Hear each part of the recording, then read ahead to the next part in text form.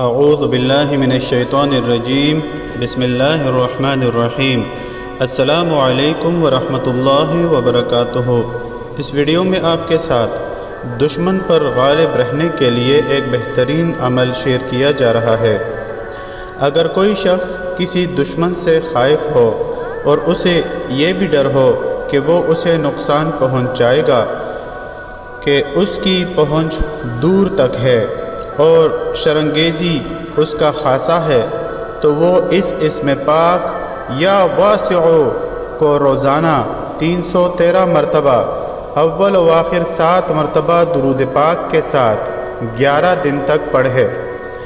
اگر 11 دن تک دشمن زیر نہ ہو تو مزید 11 دن تک پڑھے، تو انشاءاللہ العزیز اس پاک نام کی برکت سے دشمن نہ صرف زیر ہوگا بلکہ آئندہ بھی شرنگیزی سے باز رہے گا۔